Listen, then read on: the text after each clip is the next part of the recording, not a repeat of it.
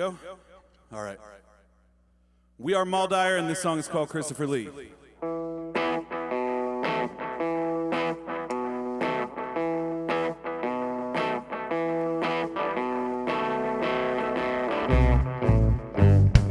I could choose exactly who I'd be Christopher Lee. Yeah, Christopher Lee. And outside of your windows I would creep if I were Christopher Lee.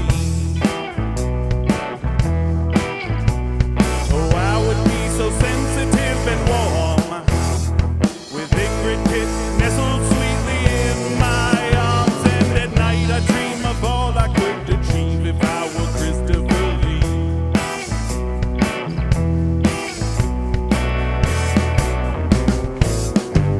The nighttime is frightening for the weak, but not for Christopher Lee. No, not Christopher Lee. So deep into that dark would I recede if I were Christopher Lee. I'd resurrect some ancient pagan rites, and anyone who found me would be sorry that they tried, because the devil would come riding out with me if I were Christopher Lee.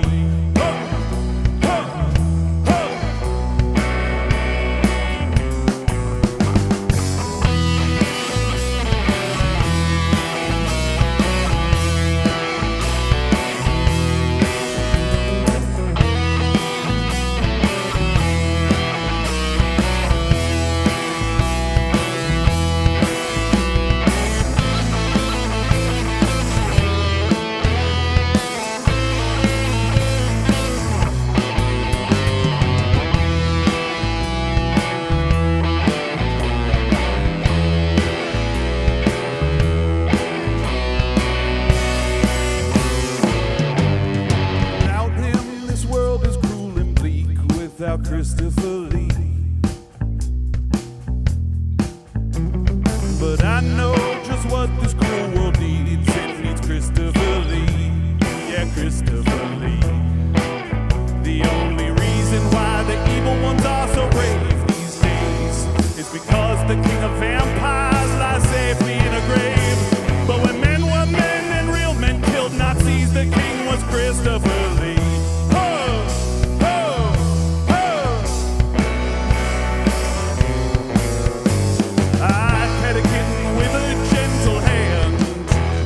And I line up every fascist at the Wicker Man, and I watch them burn while I drank morning tea if I were Christopher Lee.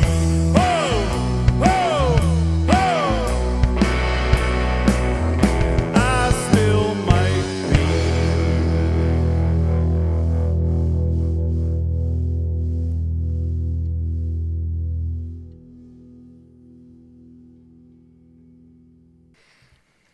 I'm sitting here with MOLLDYER. With an indescribable sound, MOLLDYER makes some of the most creative music I've ever heard. It's not hard to get lost in their live performances, and I always look forward to seeing a MOLLDYER show. It's no wonder they have a great and loyal following, including myself. I am a huge fan. So welcome, Erik The Ghost, the Mountain, the Wall, and the Holy Ghost. Thank you for coming and sitting down with me. Full disclosure, DJ and you and I have known each other for a really, really long time. Really long time. Over 20 years now. Yes. So I have seen you evolve as a musician. And we'll just talk about, all of that stuff. But what is the story behind the band name for those who aren't familiar with St. Mary's County? So MOLLDYER is a local legend in St. Mary's County up in Leonardtown about a woman in the 1690s named MOLLDYER who was accused of witchcraft and, according to the legend, was driven from town in the middle of winter and froze to death kneeling on a rock. Mm-hmm. And when her body was removed from the rock, she left a handprint behind, and supposedly her body was frozen in such a way that she had a fist up as if cursing God. And she is a local legend. So why did you choose the name? We were looking for something that was specific to Maryland. Mm-hmm. When this venture started, it started with Jake and I. Okay. and we were at the time called Ghost and Goatman. Nice. For the Goatman, Still a Yep. great Maryland. name. Another Maryland. Another Maryland I legend. guess So I was Goat Man at that point, right? I think so. I don't think we ever actually worked that out. I just like the name. And so then once we started really buckling down, and it started to obviously become something new and special, we wanted a name that was new. Mm-hmm. And if I remember correctly, I just Googled the top 10 scary Maryland stories, and MOLLDYER was the number one, and it was kind of a flash of lightning. And why didn't we think of that right off the bat? And so we took it and we changed it. Instead of being 2 words, we changed it to 1 word and made it all capitals, so that way, if there was another band called MOLLDYER, they wouldn't be able to sue us. And there have been apparently a few bands called MOLLDYER. There was a folk band from the Eastern Shore. I've seen them. Yeah, and actually, in our very early days, Jake and I went to an open mic night, a folk open mic night in Baltimore, and we went up, and the guy said, "Who are you?" And we said, "MOLLDYER." And he said, "No, you're not." I said, "Yeah, we are." And he said, "No, you're not. I know MOLLDYER. You're not MOLLDYER." And I said, "No, ours is all 1 word." And he was like, "Okay." But see, they can't claim to be MOLLDYER. I mean, they can claim to be whoever they want to, That's obviously. true. But you're from. I mean, you live in St. Mary's County. You're. It's true. It's So- true. There was also apparently we hear a lot from people like, "Oh yeah, I knew a buddy that was in a high school band called MOLLDYER in 1981. There was one, I know there was somebody I was talking to who said, "Oh yeah, no, my buddy was in a band called MOLLDYER in the early 80s. And I was like, "How were they?" And he was like, "Terrible, but really loud." And I said, "Okay, we fit in." So you're searching for the name. First of all, how did you and Jake meet? At that point, we had been playing together for a couple of years. And I guess we started. Started as the Zampires. Yeah. Another great name. And Zampires. That is a great name. Yeah. Zampires. Mufasa. And then Mufasa. Another which great became, We became. went out as Jesse and the Rippers once, actually. We did. Yeah. We did go out Like as that was Jesse at and Jake the and Al's Rippers. back in the day. Yeah, we did. So Way if back. anybody's looking for a band name, just contact Erik the Ghost, and he'll hook you I up have with a a lot of really band cool names. band name. I read a lot of obscure literature. Absolutely, the name is very fitting to the music. Sorry. Proper. Thanks, Erik. Proper. Perfect timing. Perfect timing. The name's fitting to the music. And you're, you guys go all out and the whole Secret Witches thing, and you play on the name really well, and I like that because have a little fun with it too. Absolutely. Well, I think that the things you joke. This is what I find with myself, is that the things you joke about, the things that you're the most flippant about, are the things that you're the most serious about internally. And I think it started as kind of like, "Oh, MOLLDYER, that's a cool spooky name, and we can call people secret witches, and we can kind of turn into that." But eventually it kind of came to the realization of like, no, this is who we really are meant to be. Right. It started as something that was just fun, but then became something that we took seriously later.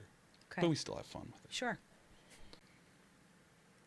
The name, the music, it all goes really well together. So Thank you. absolutely. Like I said, and we've known each other for a really long time. Yes. You're one of my favorite writers, if I may you. say so. Thank you so much. I tell too. everybody, I tell a lot of people, you wrote one of my favorite songs. It's called Lithium Girl. Yes, I did. And whenever I listen to that song, I go into a dream. Okay. And so you just performed a few of your songs that we'll play throughout the interview. But you did Lace 'Em Up. Yes. And that is another one of my favorite songs. Okay. And I feel like every time I hear that song, I well up. It hits me I thank you. deeply. So can we talk a little bit about that song? Sure. Actually, before we talk about that song, talking about Lithium Girl and how long we've known each other, I was thinking last night about the first show I ever played Lithium Girl at, which was that weird festival that we played in Newburgh. I think it was in Newburgh. Yes. Like out in the middle of Outdoors. nowhere. Yes. Yeah. And it's that show is one of my favorite memories because of you. Because I was terribly nervous and I had to follow up Yimwoo, who is Carla's. For those who don't know, Yimu was my former band. Yes. And It's one a of my amazing favorite band. bands of all time, Oh my one of gosh. our favorite bands of all time. And Thank you. and I was really nervous and for some reason I got it in my head that I wasn't going to say anything in between songs except to speak in really bad high school Spanish. And so in between each song, I would finish a song, and I don't think not many people at that show enjoyed what I was doing. You did, and I knew you did. And I played. I would finish a song and then go gracias, and then something like "Donde está la biblioteca?" And then I would just play the next song. And that laugh out in the darkness, I would hear that laugh in the darkness. And it made I was so nervous and I was so bound up at that show that like that laughter just made it. It was like, Oh, it didn't matter if anyone else appreciated Oh, it DJ. because you and I were there and we Yeah. were having a blast. We were having a blast. And you know what? I had completely forgotten about that show, but it was a really good time. We were was. outside and it was pitch dark and yeah, now There that was you some mention guy it, oh, blowing memories. fireballs. Yes. Absolutely. Yeah, it was Absolutely. It's wild. Awesome. Okay, so lace them up. Thank you for that. Stroll down Yeah. memory lane. Yeah, yeah, yeah. Absolutely. So Lace 'Em Up started as a Mike Klausner bass part. It started as a jam that you guys did. Yeah, been playing for years. That they've been playing for years, and we were jamming, and I want to say this was pre-MOLLDYER, Oh yeah. and they were jamming on it one night, and I kind of was You were like, wait a minute. yeah. And you left the studio, went outside, and like 5 or 8 minutes later came back and we're like, here's some lyrics, let's do it. Oh wow. Yeah, Well, yeah, it that's- was that's real where quick. it That started. quick. It was real quick. I was just listening to it, and I was sitting, they were playing it, and I think I had my guitar, but it wasn't plugged in. And I was just kind of picking along to it, trying to find the key, and It's definitely changed a little bit. it since has then, changed but since then. it's But starting more ballad. yeah, now. It's a beautiful song. thank you. It's a beautiful Thank song, and some of you have a way of writing these very clever, metaphoric lyrics. I appreciate that. So yeah, sometimes it's. I don't know exactly what the song is about. I mean, I can't. It's, Right. Every writer has its own thing. I'm not right? sure that I know what that song's Okay. about. I know emotionally what that song's about. So, for me, emotionally, it's kind of like yeah. pat, like, hey, get out there, do the thing. Be We're gonna brave, make it, yeah. Correct. We're gonna make it. And Absolutely. that's the big thing, is just that, I mean the whole you gotta lace up your boots, boys. That was something that some folks I used to know and I used to say when things got bad, when things were falling apart, and it's like, all right, guys, lace up the boots. Yep. We got to just keep marching. And so it kind of it came from that, and there's certainly little bits of lyrics that apply to some things from my past, but it kind of came together so quickly I didn't have time to really think about it. And since then, I mean, it's traditionally we end our show with that song, and it became a way to honor the people who came, as well as the people who weren't able to come, whether that's because they couldn't make it or because they aren't with us anymore. It was a way, Mike Klausner, who is our bassist player. He is in Florida, has been in Florida for an extended period of time, living his life down there. We love him very much. Hi, Mike. Yeah, Hi, Mike. Love you, Mike. And that's why Ghost has been playing bass with us. But yeah, it kind of started as we ended each set with that, and then it was our way of kind of calling out to Mike at the end of the shows to Right. kind of, and then it just became, there's something very special in that song. And I don't know if I know what it is. I don't, that's one of those songs I don't feel like I had much to do with. I'm just kind of a conduit for that song. So I don't know, Jake, do you have anything to add to that? You were there for the inception. I know Lace that. them up. No, I mean that pretty much covers it. It's just kind of one of those. It's a feeling. That song's a feeling. Yes. That's really all it is. Well said. It's played different, very close, but very different every time. Yeah. We base it on emotion of the room and kind of whatever Yeah. we feel that night. But it's always one of them like, oh, what's in my eye? Right. Yeah. It's very that's a good way to put it, because it makes you feeling when I go to your shows, it's like you're gonna dance, you're gonna sing. It's a very emotional thing for me to watch you guys. And then that song comes on and it's like, okay, well the show's over. Yeah. But I've been waiting all this time to hear the song. It's kind of like a double-edged sword, Like Yeah. I've been waiting to hear it, but at the same time, oh, the show's over. Yeah. But then it kind of, you feel that melancholy, but then it also makes you feel good. So there's like all of these things Yeah. happening with that song. Yeah, there's a melancholy to that song, but it's I feel like it's really rooted in an understanding that we're all part of the same melancholy.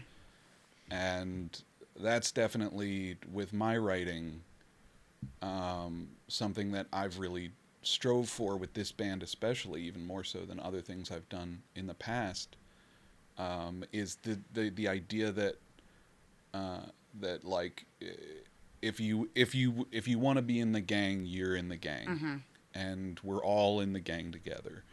And I try to be very inclusive and inviting. You are. I appreciate that. And we That's definitely all- got that's some of all the I got best here. fans out there. That's for sure. Absolutely. Everybody. Absolutely. That's one of them ones that just brings everybody singing. Yeah. And it's Yeah. just I've It's definitely awesome. been out in that crowd plenty of times singing that song. Sure. for years. Sure. It's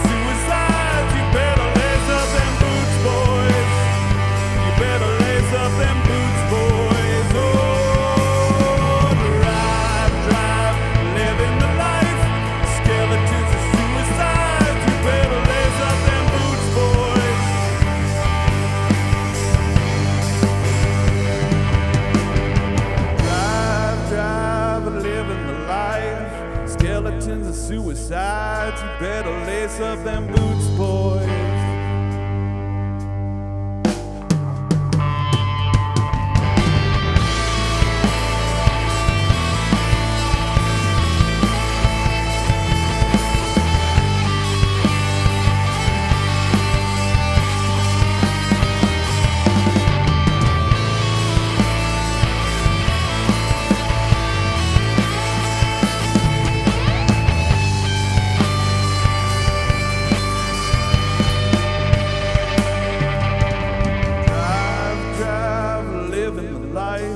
Skeletons and suicides, you better lace up them boots, boys. Better lace up them boots, boys.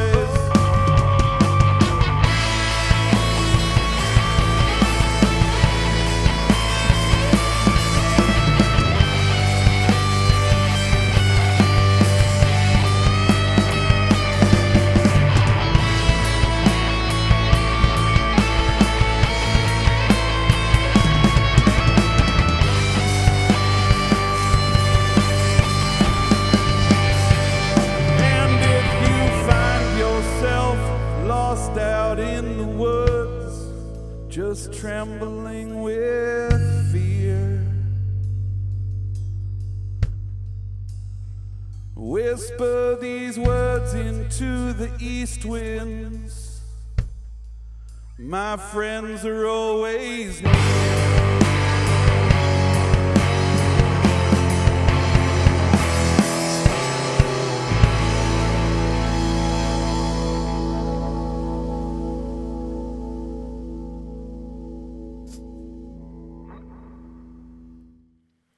So describe to me the MOLLDYER sound. Obviously not to me because Right. But to somebody who has never heard your music, describe it. This is the I know. question. I know. How would you describe it? Without being cliche, there's a. It's very emotional music to me. Like when the lyrics are angry, I feel that anger. When the lyrics are sad, I feel the sadness. Lyrically. So musically, I don't know. I don't know that I could. We've had this conversation many times. And I always have that whenever someone's like, oh, he plays in a band, and they go, oh, what kind of band is it? It's always a really hard question Sure. to answer. The hardest. The hardest. We've had this conversation many, many times over the years. I think at one point we were calling ourselves occultic rock because witch rock is a thing. Witch rock is a thing for real? Yeah. Oh. But we're not. But we're it. not. Okay. that. We're not Yeah. it. Oh. It's very good. There's some really amazing bands like Blood Ceremony that are. It's very female driven. Very 1970s Sabbathy kind of. Oh, cool. But with female front people a lot of the times. It's a genre I love very much, and I would love to be a part of it, but we're just not. Yeah, I don't. The best thing I've ever come across is I will sometimes say to someone, if you made a triangle with 3 points, and one of the points was Sabbath, and one of the points was Pink Floyd, and one of the points was the Misfits, we're right in the middle of those 3 Perfect. points. I don't know, I have a lot of varied interests. We all do, and we all bring different varied interests to it. So there's too many influences to name. I always tell people we sound like 80s hip hop. 80s hip hop. 80s hip hop's pretty accurate. Yeah. Yeah. Dope name, dope beats, Yeah, right? yep. You can drive to it. So you say there's too many influences, and I did want to ask that question. Off the top of your head, who are your 5 most influential? Ooh. You better start thinking, Jay. Yeah. I mean, for me, Yeah, we're coming this way. Oh, that's so tough. I love folk music. I love folk music. I love country music. I love punk rock. I would say for me, it would probably be Yimwoo. That Thank you. is a Word. massive influence. Possibly the biggest influence. Really? Yeah. I mean, when we were all hanging around together, and for those who don't know, I was living in Yimwoo's practice space. So you had no choice. It was the most magical time because you got to live with your favorite band. I mean, it's such a dream come true. And every time you guys practiced, I just felt like I was going to college. Like I was learning so much from that, and so much of it was just the dynamics and the freedom of it, and being open to the universe. And I mean, that's probably my biggest influence. I think a lot of that, and you can say the same thing about MOLLDYER, Yimwoo, we didn't fit anywhere either. Yeah, absolutely. And this was early 2000s, which was really hard because there were, when Aaron and I have talked about this, there were scenes, right? Yes. So you had your punk people and you had your, hardcore and whatever, and we didn't know where we fit. We couldn't play shows with anyone because we didn't fit anywhere. Exactly. But it was also that also allowed that freedom to just, I mean, shit, if we don't fit anywhere, we might as well just do whatever the fuck we want, right? Yeah. So is that the same for you? Yeah, and I feel like the difference in time between those early 2000s and now is that now, instead of not fitting in anywhere, we kind of fit in everywhere. Correct. And we fit in on a punk bill or on a metal bill or on we've played shows with hip hop artists. We've played shows with country bands. And I think that openness kind of lets us navigate anywhere we want to go. Sometimes we get some strange looks when we walk in, but that's usually me. Whatever. But once we start playing, I mean, that's something that's a lot of fun. Is we can be a bit at first glance we can be a bit abrasive, but we've seen many crowds that didn't like us when they first saw us that loved us by the end of the set. Yeah. And that's always I believe that. That's always a really fun thing to do. I believe that.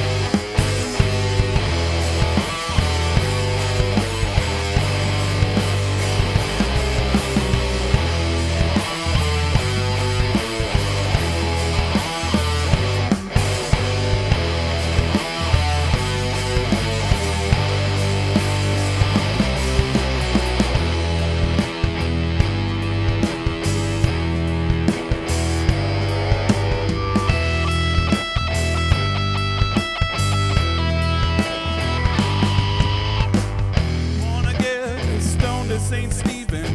I wanna die for what I believe in. Or maybe I just want something to believe in. Or maybe I just wanna die. But I ain't looking to burn the house down. Looking to burn the house down, yeah. No, I ain't looking to burn the house down yet. Do or die.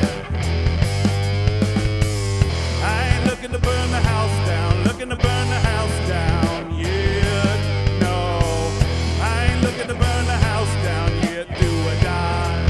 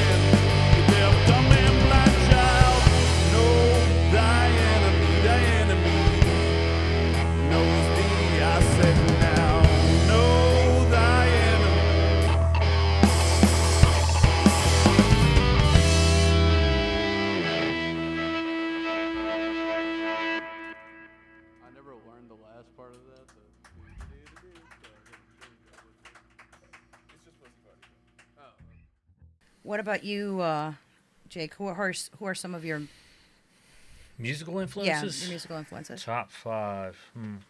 Well, I was raised by a mother that was into some pretty damn good music and had a nice record player. So you and I have had this conversation. Yeah, so it's I would go. I'm anywhere from '60s rock to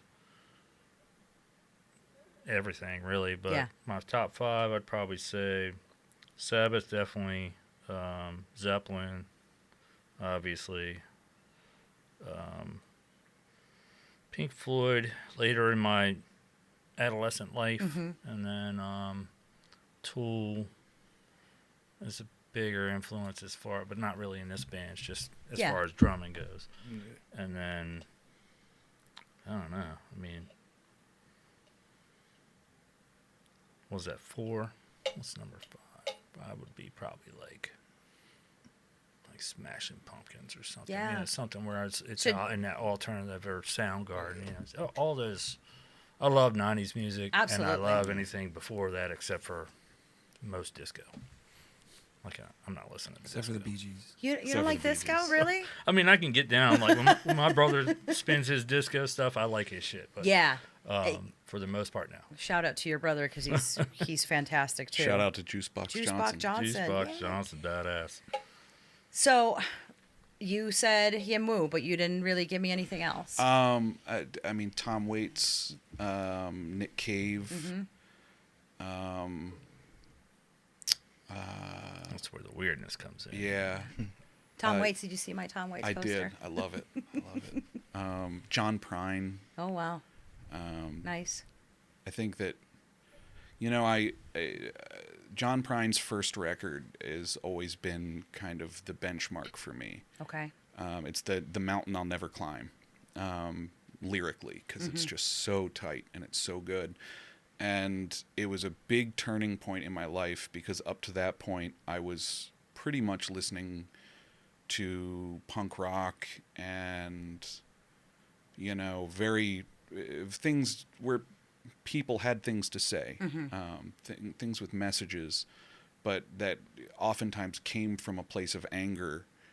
And I was 15, I think, and a friend of mine gave me a copy of John Prine's first record. And I was like, it's an old country record, you know. It was definitely not what I was into at the time. Sure.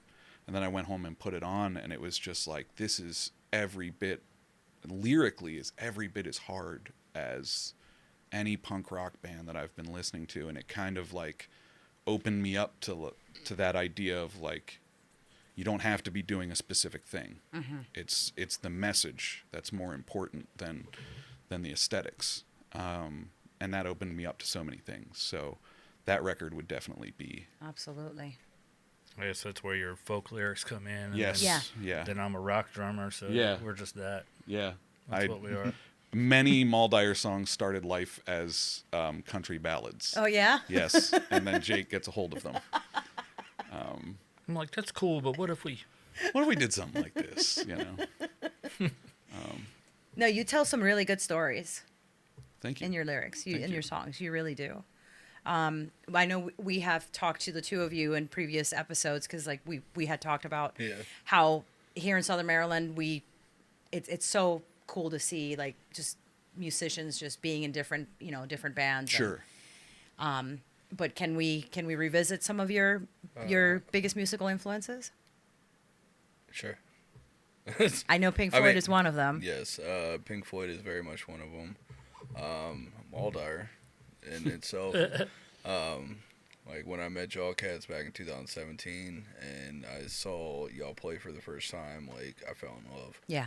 Like, I'm always the type of person that like I can know all the lyrics and stuff when I listen to y'all and just it hit right away. Yeah. And I absolutely love MOLLDYER. I've been recently into a MJ Linderman. Okay. He plays guitar in a band called Wednesday, but he's been doing a lot of his solo stuff. And it's kind of like dream, not like dream pop, but like Is it Midwest emo? It's kind of Midwest emo. Get the grill out of the rain. Okay. What would you? Oh, consider wow. that? Yeah, that was a really good Or song. buy a cover. I mean, you just buy Yeah. a cover of it. Yeah, I don't know. That song was really weird. Yeah, but In a fantastic way. He sends me this song, and he's like, I can't stop listening to this song. And I sat and listened to it for 10 minutes straight, just over and over. Oh, It's only wow. like a minute and a half long. yeah. New Country Black Road. That's another band I've been listening to a lot, and they're amazing. I've been trying to find a lot of music and listen to stuff with horn sections. So, and I've been coming across a lot, and I've been loving every minute of it. Yeah, MOLLDYER, Pink Floyd, MJ Linderman, and Black Country New Road, and who else have I? The fifth one's a stumper. Yeah, the fifth one always kind of gets you. That's why I got a tattoo of my top 5. So Yeah. I would never forget. I mean, I have the one, Yeah. but who's somebody else? I'm a big Camp Cope fan as well. Okay. It's a all women's band out of Australia, Uh-huh. and they create a lot of music that's basically based around women's rights and everything like that. Excellent. If you ever get a chance to listen to them, they have a song called "The Opener," Uh-huh.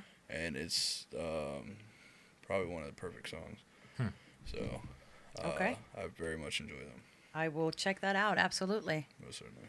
We all learned something there. Thank you, Aaron. Yep. Well, it's also the I music got as stuff well. to do later now. That's cool. Okay. Yes. I don't know. Did we do the high fidelity top 5 when I was here for that? were on You the so a early little bit, episode. not quite the high fidelity, but yeah, we talked about some influences and we talked about the Pumpkins for Okay. Yeah. So of extensively. Course, So yeah, the Pumpkins, Smashing Pumpkins are definitely on there. Also for me. yeah. And Not for me. I guess No, like I'm just everyone kidding. here, you had Pink Floyd on yours too, right? Yep. Yeah. So we all got Pink Floyd. On Uh-huh. Yeah. David Bowie. Oh, Yeah. Man. Another Yeah. one. That's a very good one. reflected in the Pink Dream stuff. I could. Very much 100%. so, very much Yeah. so. Yeah. 9 Inch Nails were very big for me as well. Yeah. And I don't know, I'd probably say Neutral Milk Hotel. Yeah. Wow. Oh, yeah. That's a good So one. he Yes. that's exactly the answer he gave me Yeah. at when Oh, we is did it? the Pink Dream episode. Yeah. So Okay. good for you. I think that when you and I started hanging out, that was probably right in the I middle wasn't of my expecting Neutral that Milk Hotel Yes. obsession. Yeah, DJ was the one who showed me Yeah. in the airplane over the sea for the first Yeah, I time. think that- and then just listen to it. If you write lyrics, that's a hoop that you have to jump through. Is that album, because it's the Sistine Chapel. It's just such an incredible record. Right. As far as guitar playing, I would say Johnny Ramone Oh yeah. and Link Ray. Link Ray, absolutely. I love Link Ray. Do you know that I went around for like a long time calling him Ray Link because Yeah. I couldn't something about his name just Yeah. it sounded better to me as Yes, Ray, Link and Link Ray. But yeah, no, he's the father of everything. of rock and roll. Yeah, yeah. And Rock and roll guitar. old blues guys, I like a lot. Yeah. Yeah. So how long have you guys been MOLLDYER? Aaron? He's kind of the band historian. He's the latest addition and the one who knows everything. As far as I know, I believe y'all started in 2017. 2017. 2017? Yeah. 2017, yeah, okay. That makes more sense. I thought that y'all were jamming for like years before that. We were just not as MOLLDYER. Oh, We had been okay. MOLLDYER for like 3 months at that point. I So think me and you met, like, established 2015. MOLLDYER 2017. 2013. 13. Yeah. Nice. And before that, you were in Rich Uncle Skeleton. I was in Rich Uncle Skeleton. Can we talk a little bit about that? Just as archiving It was Rage Uncle Skeleton was myself and Dan Frome, who is just an absolute brilliant man. And he's one hell of a guitar player. And a hell of a guitar player. And it was like MOLLDYER, but with 2 people and no drums and way weirder. Yeah. A lot of noise collages. Really, the noise collages were kind of the best part. It was my first. I'd been in a couple bands before that. I was in a band called Third Wheel. We recorded an EP and then broke up and never released it, which is beneficial to humanity. Oh, stop it. No, it's bad. It's like pop punk. Oh, okay. Yeah. It's No offense to no, people who like not a no. I'm just not a good pop punk writer, and I was trying to write. Yeah, I can't see that. It's but Rich Uncle Skeleton was Dan and I kind of at the beginning of our journey, and we were just starting to kind of open ourselves up to these bigger ideas, and so we kind of let nothing kind of get in our way. Right. Especially in the early days. I remember playing at like college coffee houses, and at that point Dan was for the most part making like whale noises with his guitar, and I was playing an acoustic.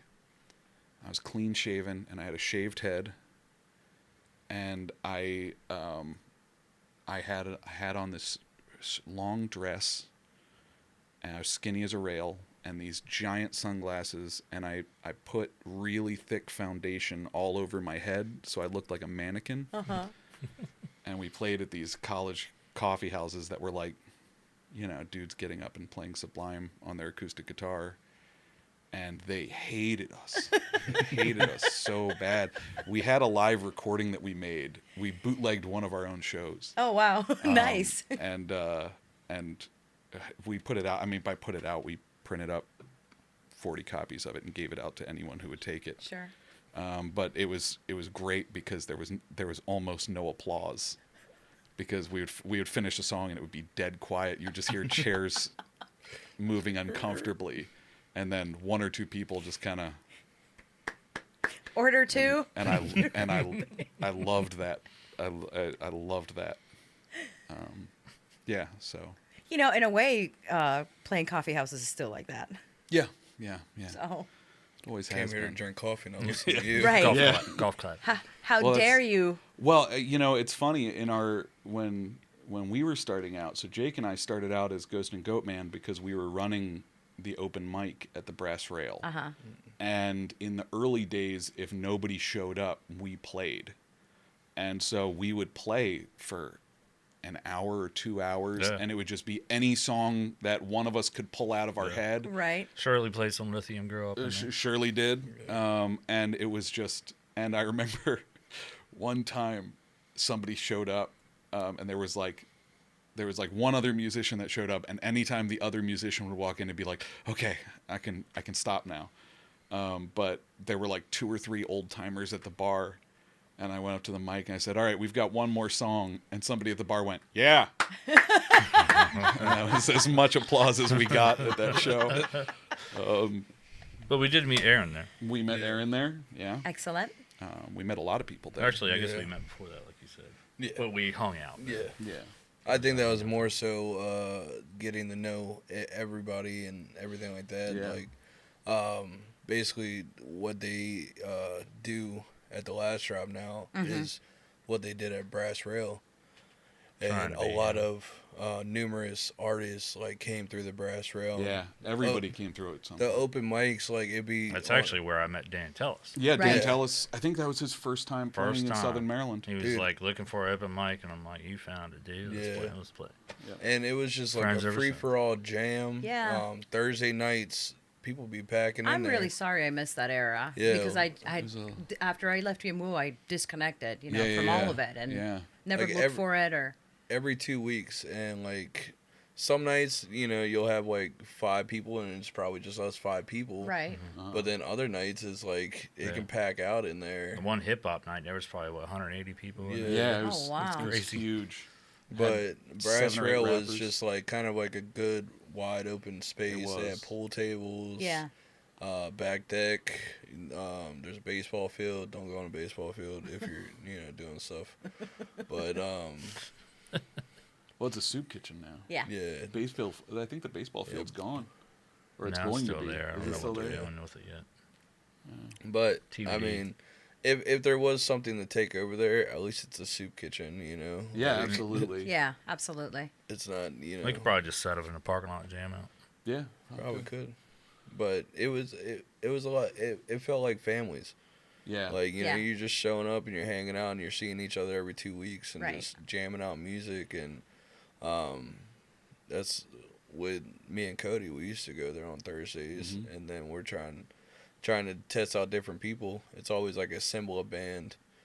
And there's like Right. 5 of us in different realms of music taste, and we're all just like, all right, jam some songs. I and remember being at the Brass Rail and you being like, Cody and I are working on this new thing called Roachzilla, yeah. and being like, that's the greatest name I've ever heard. I remember you being like, don't tell anyone about And it. then our first show was there Yeah. at the Brass Wow. Rail. Yeah. But it was a great time. I miss that place. Yeah. Yeah. I still miss that place. Mhm. Yeah. R.I.P. God damn you, COVID. Like, So, what was the role of music in the early years of your life? Does somebody else want to answer first? like the role of music. Yeah, Before like I- what, do you remember a specific time or a specific song or a record, an artist that made you feel like, ooh, I want to try this. I want to try doing this. Yeah, most certainly. Yeah. I think Daniel should take this one on the first round. Daniel, why don't you I think take I've this? already answered this. You question. have. He already has. Yes. In a different format, so, you can give us the clip notes. For the listeners, listen to episode, was it 3? Yeah, 2. 2. I was the second. Yeah. you were in the Episode second 2. episode. Pink Dream. You will get Daniel's answer to that question. Hey, that's a great way to plug the. Yeah. Yeah. Time code will be on the bottom right. I guess for me growing up, it was like my mom always having music playing and always in the cars riding around, and she have country songs playing and singing at the top of her lungs, and I was like, I just want to play music in some way. And ever since I picked up instruments and started singing and different other stuff, I felt like it was something that I always wanted to do. No matter what aspect in my life I was at, but it's something that I wanted to do. And you do it well because Yeah, you're not properly trained, as am I. yeah. And And can just. I think do. it's You more just so do. like you just feel it, Yeah. like Right. Absolutely. And I think that's the thing with all of us. Like we're able to just pick up with somebody, and Yeah. you can start just riding along with them on whatever they're playing. Yeah. And Not all of us are as good at it as you are. True no, that. I'm not. I pick up and I can play a little bit of stuff, but yeah.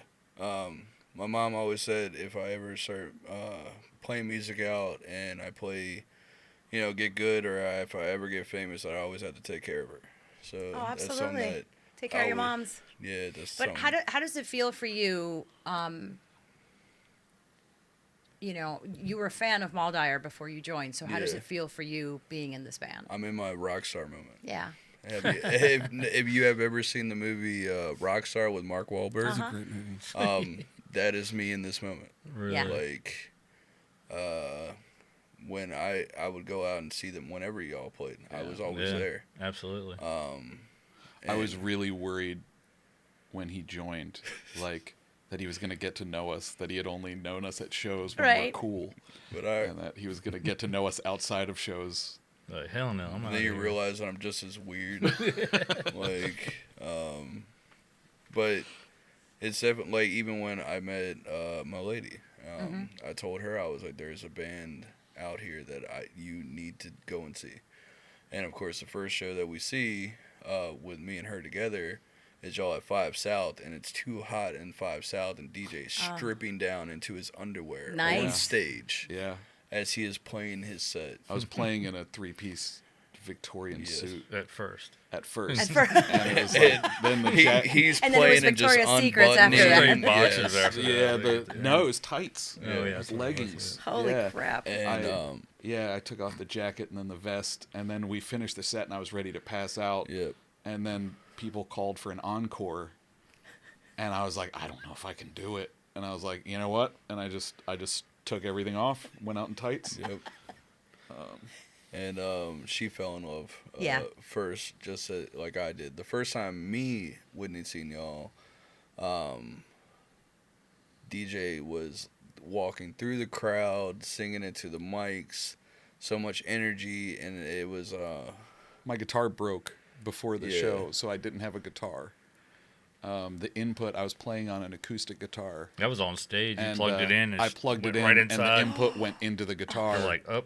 And it was a battle of the bands, and it was like, you need to start now. So I was like, I guess I'm not playing guitar, and I thought if I'm not playing guitar, then I need to do something. Right. Yeah. But, You're a great showman, though. Yeah. Most certainly. I'm glad you think so. I know you're not trying, but it's a natural. It comes natural to you. Well, it's funny because when I'm playing, I don't. I root myself down very strongly. Mm-hmm. I kind of get locked into one place. Actually, I hate sometimes looking through like large groups of pictures of our shows because everyone else is moving around and doing stuff, and I'm in the same position in every it's picture haunting. because I just lock down into that. Yeah. But Unless you put down the 35-pound guitar. then unless I put actually, down no. my 35-pound guitar, that doesn't help either.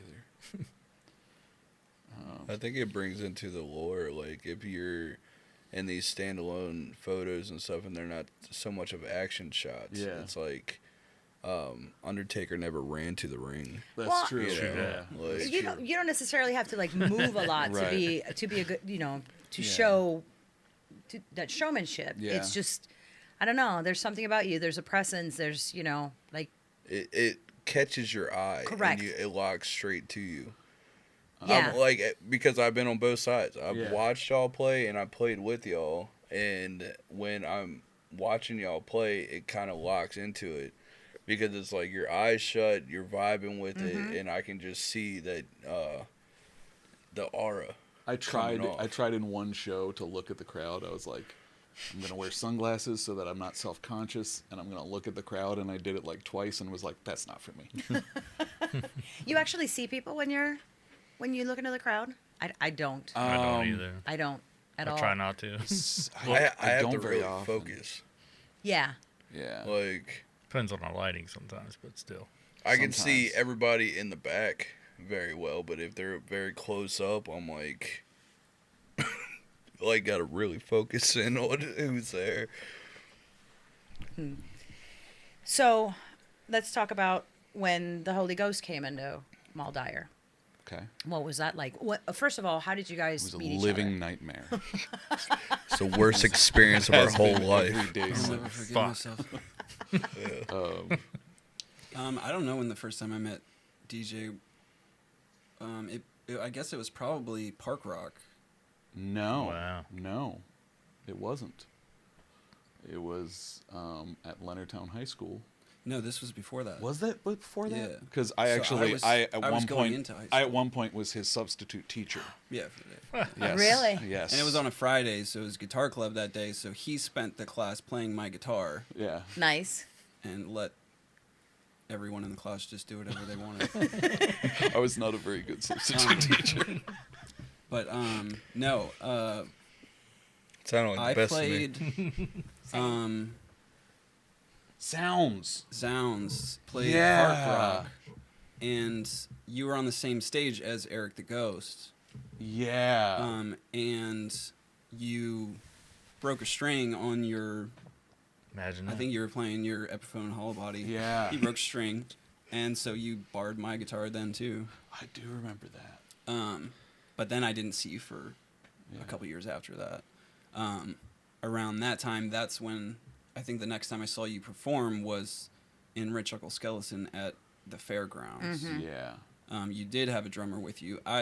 What I remember from that show is you guys playing Clutch's Escape from the Prison Planet. Yeah. Oh, good song. Yeah. Good song.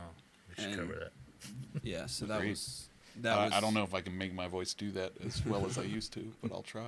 But yeah, that was an amazing show. That was a really, really good show. So yeah, I mean, I've known DJ since. And that was when Paul Dossie from Yimwoo was playing drums with us. Yeah. Yeah, and around that time, I managed to see. I came up to the Brandywine House Yeah. a couple times. I only ever got to see Yimwoo play once. I played with you guys. It was at Coffee Quarter. Did you really? Yeah. Wow. Yeah, I found and the Jack Clutter. I found the flyer from that recently. Yeah. I still have an old flyer from Rich Uncle Yeah. Skeleton. Yeah. I think I took a picture of it and sent it You to you. did. I have an Eric the Ghost button. Yeah. Yeah. Those were great times. They were. They were great times for music, even though we didn't really fit in anywhere. But I Yeah. feel like I made these like lifelong friendships from that time. Yeah, and it was amazing in the moment and has been so frustrating since, because it's like we met and we knew and we were constantly around such amazing artists, and then we all just kind of went Yeah.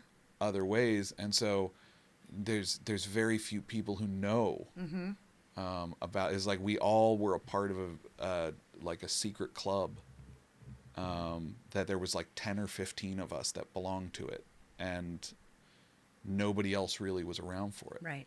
It was so good, That's such a So- great way to put it. so magical. But yeah, I don't.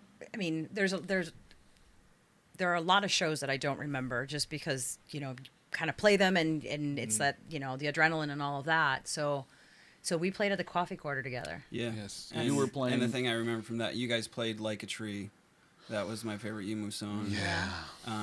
I mean, I think it was just the bands there. I'm not sure anyone actually came to that show. There were a but- few people. Did I? I mean, yeah, we always only played to like 5 or 6 people. Did I have- DJ and like 5 other Yeah. people? Did I have a bad mustache at that show? Probably. Was that in my bad mustache velvet jacket era? Yeah, The Velvet it was. Jacket, yes. Okay. Okay. Yeah. Then there were a few people at that show. Okay. Not because of the mustache, I'm sure. No. God no. It was a bad mustache. My favorite song is Eternal Youth. Yeah, I love that song. I love that song. That's a great song too. I don't think I can pick a favorite song. Yeah. Okay, but this isn't about Yimwoo. Let's keep talking about MOLLDYER. I'm far more comfortable talking about Yimwoo.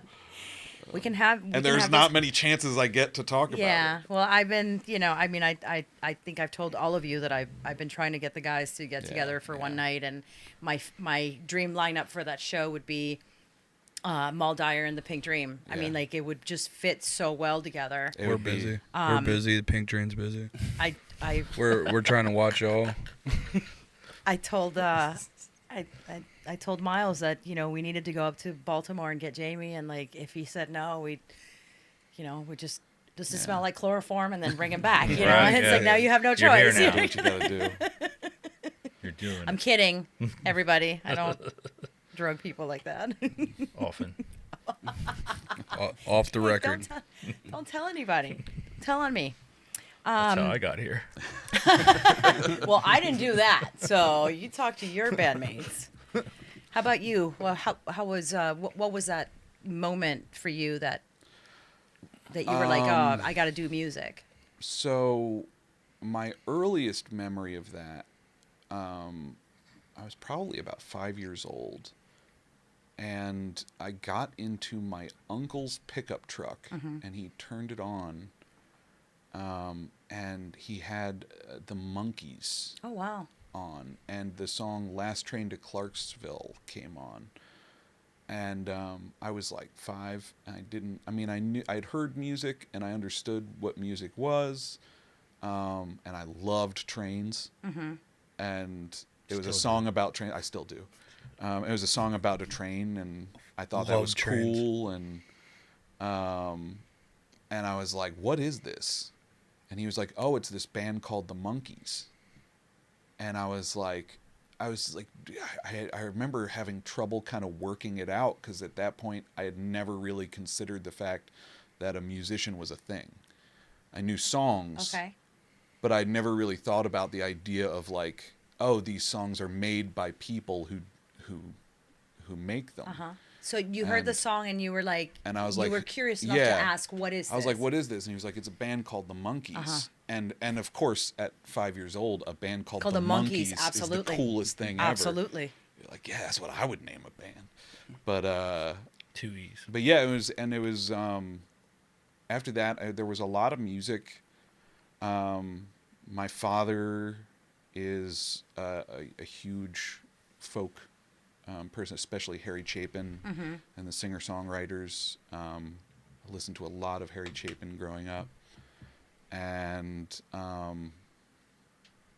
both my mother and father had musical backgrounds, playing in drum and bugle corps and things like that. Okay. I had older sisters that were listening to The Cure and Depeche Mode and that sort of thing, Bauhaus. Yeah, and then so it was kind of always around. And of course, I grew up out west, so Tejano music and that sort of stuff, which I didn't know what any of that was. I just heard it and I Right. liked it. Chavela Vargas and things like that. Well, there's a folkiness to Yes, Tejano music. So. yeah. And I remember for years I didn't know who Chavela Vargas was, and I would late at night I could get my little AM radio to pick up Mexican stations, because I was wow. right on the border. Oh wow. Okay. And so I would listen to them, and I loved the music, but I didn't speak a word of Spanish. And so I never had any idea who anybody was. I never had any idea.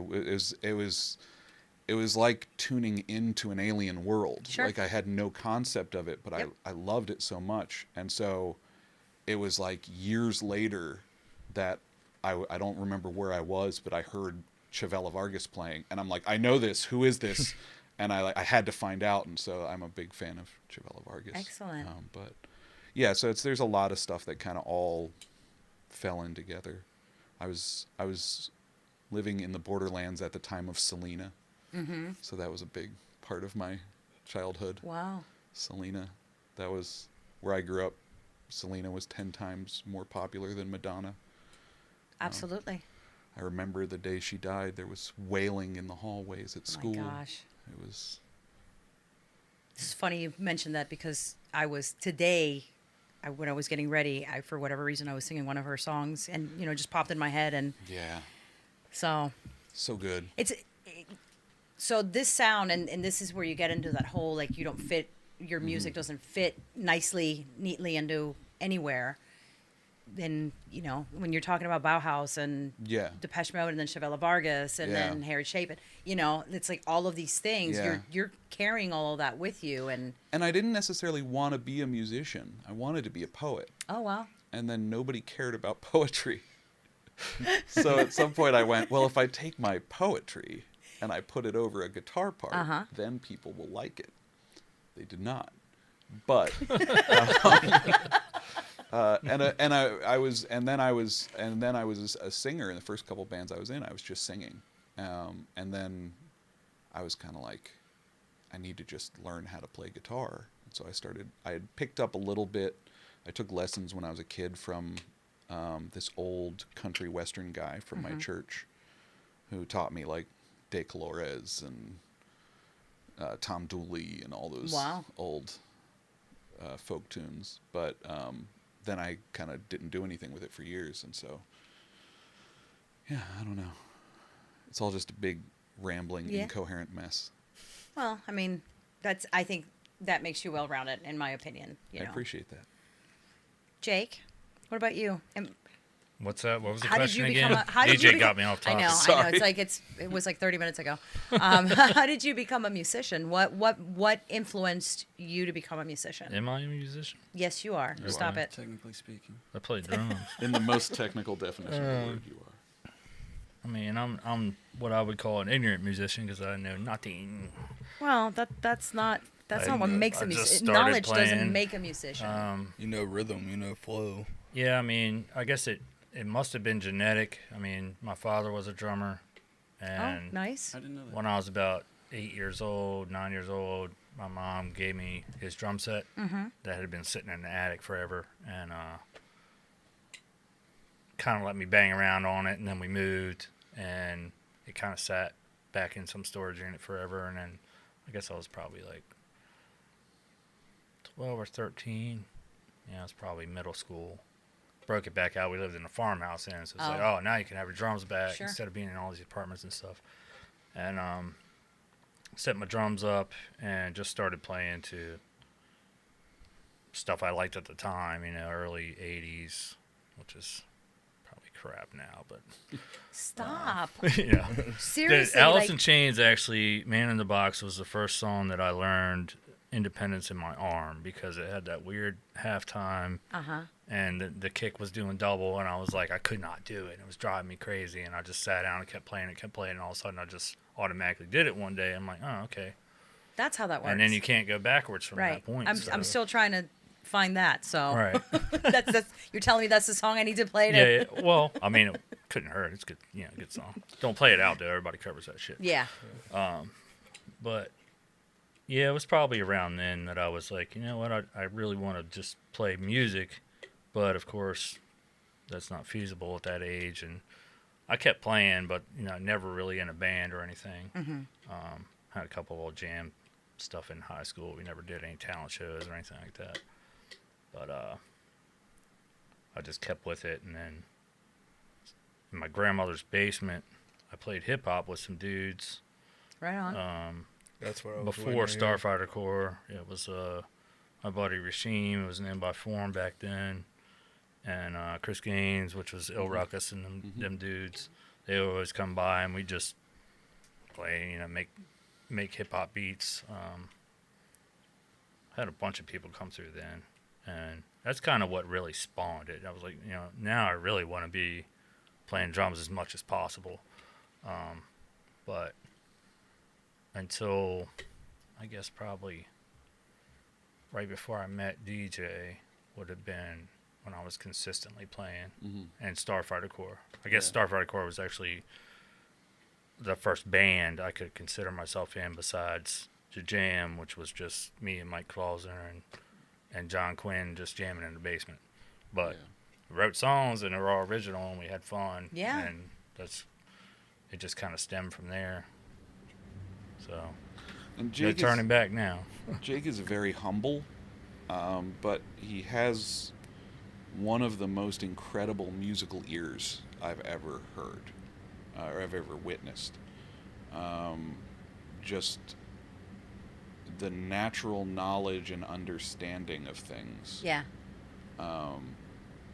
There aren't many people that if I played them something I wrote and they told me to change something, I would do it without thinking. Oh, wow. And basically these three people here are those people, because it's just such an incredible ear, and even if Jake just says that doesn't quite work, then I have to go and figure out how to make it work, because I know if he says it doesn't quite work, it's right. Right.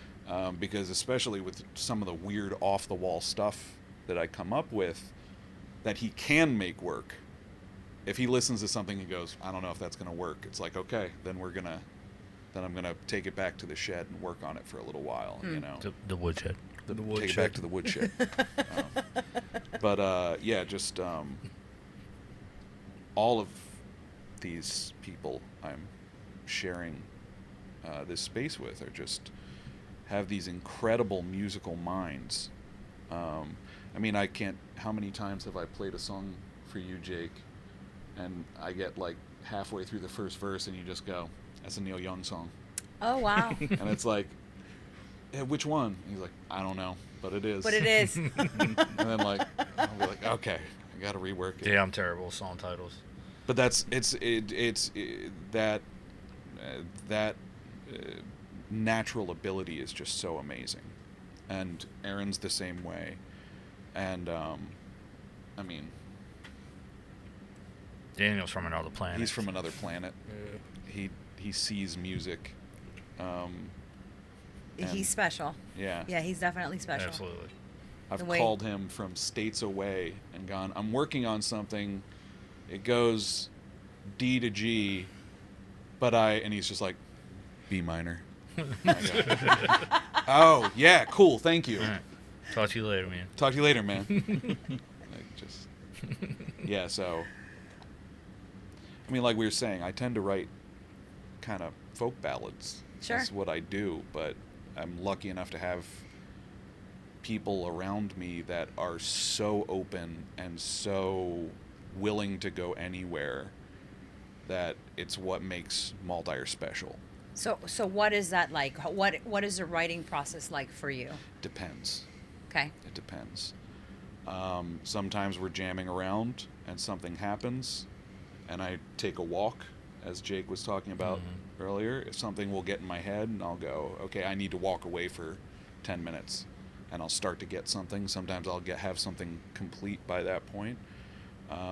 Sometimes I bring in something that's completely written, and then we work on it and adjust it and arrange it and get it to where it needs to be. Now that Aaron is around, he's also writing stuff and bringing his own new stuff in, which is fantastic. That's spinning off of Ghost stuff. Yeah. So. Yeah. And Daniel's an alien. From the planet. DJ has allergies. And I have allergies. He's an alien and I have allergies. DJ has allergies. That's a key We part. gotta take care of those allergies. I told you about my allergy guy. Yeah, so yeah. offline, we're Getting gonna better. talk. It's getting better. We're gonna Run talk that about your number my way allergies. too. So what are your plans for the future? What's coming up for MOLLDYER? This is it. This is Like, it. We're yeah. actually. This is our last show. This is our last show. Was tonight.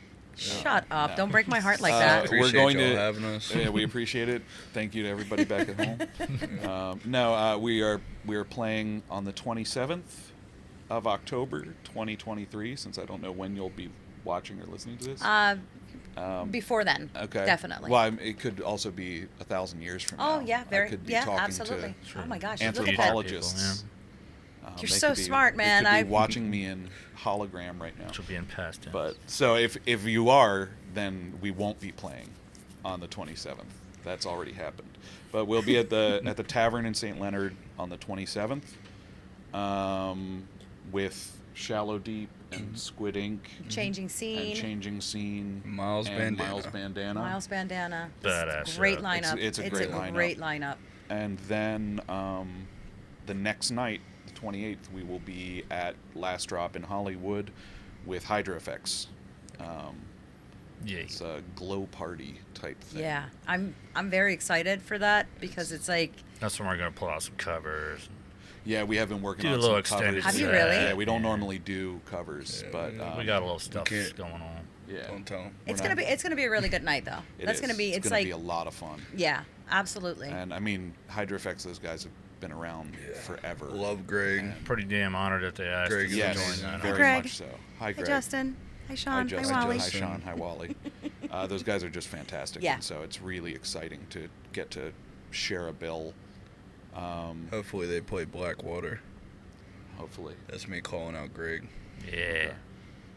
We'll see if I'm very excited for that. As soon as I heard Yeah. about that show, I was like, oh my gosh, Well, That's I what wouldn't we be did. anywhere else, you know. But That's what what we we did. We're like, really? Nobody told us we had booked a show Okay. with Hydro Effects. It was very much on the fly. I got a call from him, and he yeah. goes, "What do you know about this show on the 28th?" And I went, "I don't know anything about that And then show." I got a call from DJ. It was like, "Hey, what do you know about a show?" Yeah, like it was. Yes. We And played then a I got a telephone call from game. Daniel, and I was like, I don't know. Yeah. And Okay, one of us Aaron agreed to a called me. show. Yeah. I got a call from the bar owner and says, I need to get some information about the 28th. I said, wow. okay, what's going on the 28th? He's like, Hydro Effects and MOLLDYER. I'm like, Okay. okay, we didn't know about this, but, sure. let's see what we can do. We don't know He was how it just happened, but bluffing. we're very happy. Yeah. that Yeah. it Absolutely. happened. I'm very happy that it happened. It's going to too. be a great Forward show. up. Yeah. Absolutely. And we are You writing anything new? yeah, and getting ready to record some things. Excellent. So no strict timeline on that Yeah. yet, but Knocking. it's yeah. So who knows? Can't wait. Can't wait to hear None it. of this was planned, so who knows where we'll Absolutely. end up. Yeah. Just, you know, do it at on your own time, and we'll be here. We'll be waiting, It's- and we'll be ready when it's ready. well, we appreciate it. Absolutely. So thank you guys so much for taking the time to come talk to me, Thank you Thanks for for having having us. us. Thank you for having Bonus, us. yeah. and thank you for the 3 songs. I'm so course. excited that I got that, and Of course. She got 5 other songs if she doesn't show you those ones. shut up. Yeah, she had us play 8 total. I did not Man. do such thing. I had to pee the whole time. It was unfair. Awful. We weren't allowed to use the bathroom. We weren't whatsoever. allowed. Thank you guys so much. Of course. Thank you, Carla. Thank you. Thank you.